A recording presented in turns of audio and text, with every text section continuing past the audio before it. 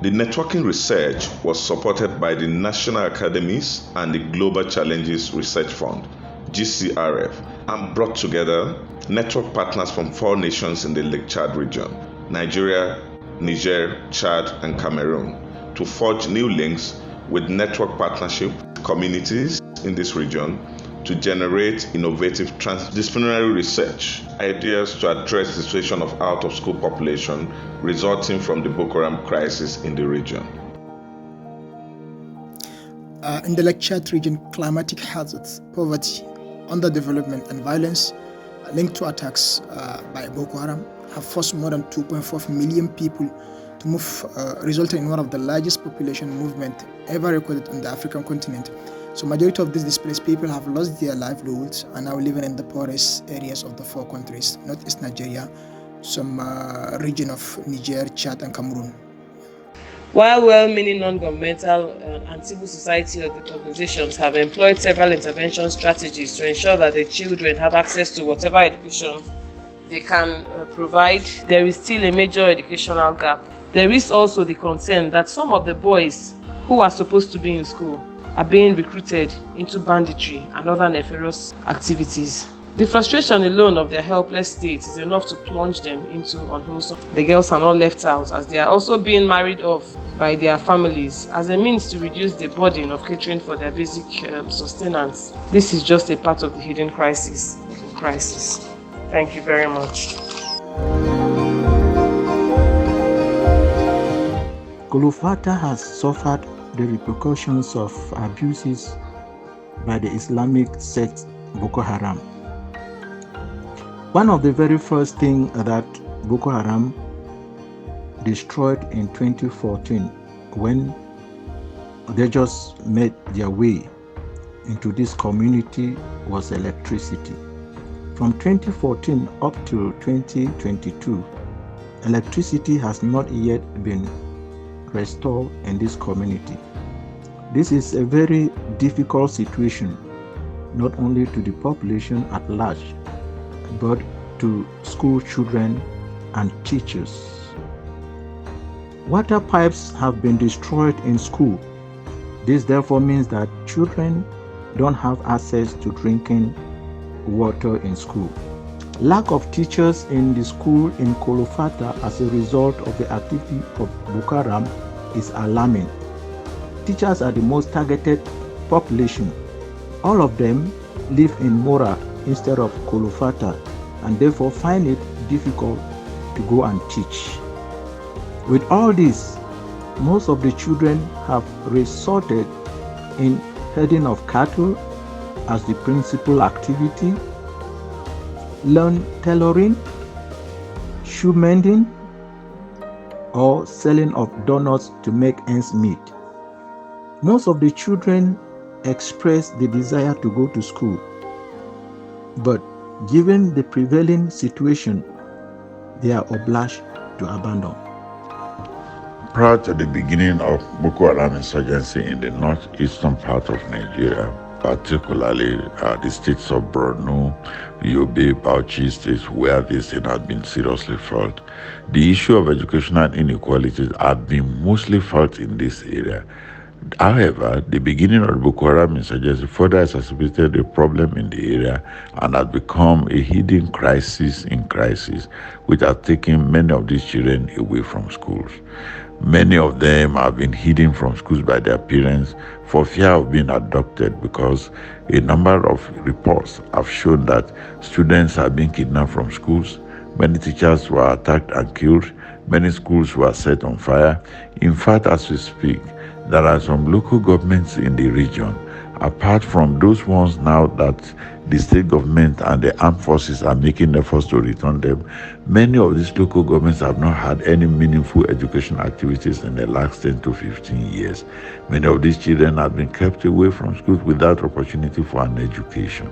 What we have tried to do in this project is to bring these young ones now to come to the fore and for them to be able to go and assess the situation around themselves, give a voice to the things that are happening to them. We had interaction with their parents, and what we have seen from here is that in spite of all these inequalities that education has brought to them in their region, many of them still express hope that in future they hope to be able to come back and get opportunity for an education and start a new life for themselves. So what we have been able to do in this project is that we have been able to create the opportunity to let people understand that by the time we give voice to these young people that are affected, they are most likely going to be part of the solution to the problems around them.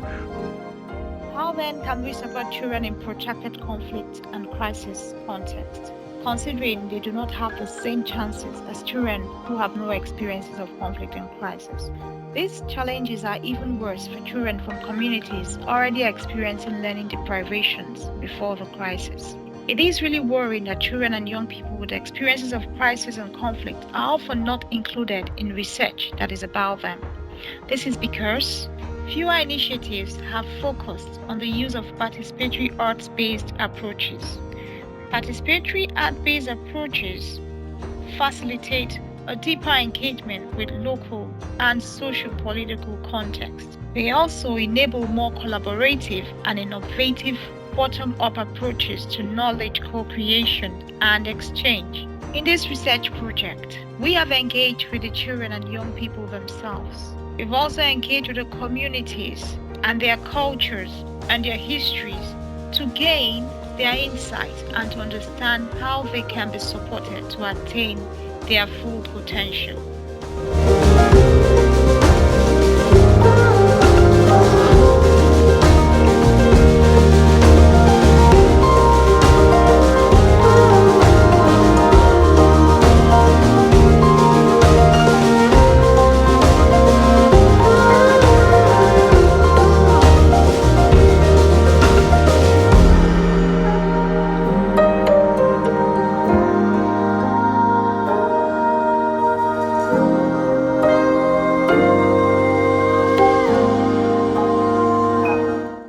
Children in the Lake Chad region have experiences of extreme educational loss, with schools burnt down, families destroyed, homes burnt down, teachers and facilitators losing their lives, particularly girls being adopted.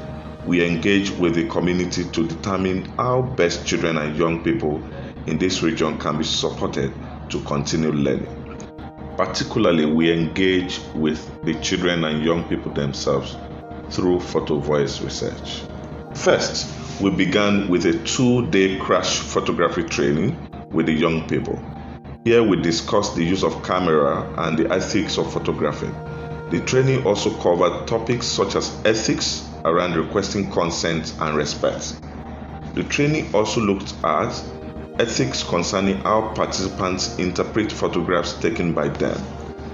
In the next phase, participants were asked to take pictures of images and objectives that reflected their experiences as young people living in a conflict and crisis context. In a shared learning workshop, they reflected the importance of these photos and images. With these images, the young people engaged with the wider community stakeholders. It was incredible to hear the children express their excitement working on this project. It left them with feelings of pride and fulfillment.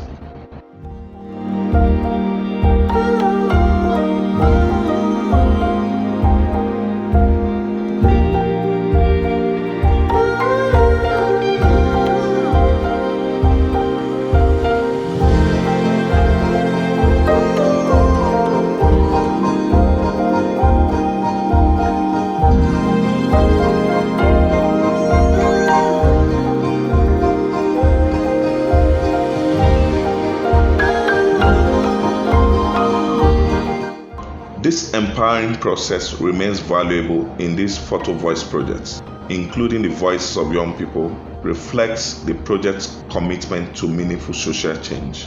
Photo voice is an ideal participatory technique through which young people living in conflict and crisis context can identify, represent, and promote change in their lives, appeal to policymakers and other people of influence to enhance their lives and community.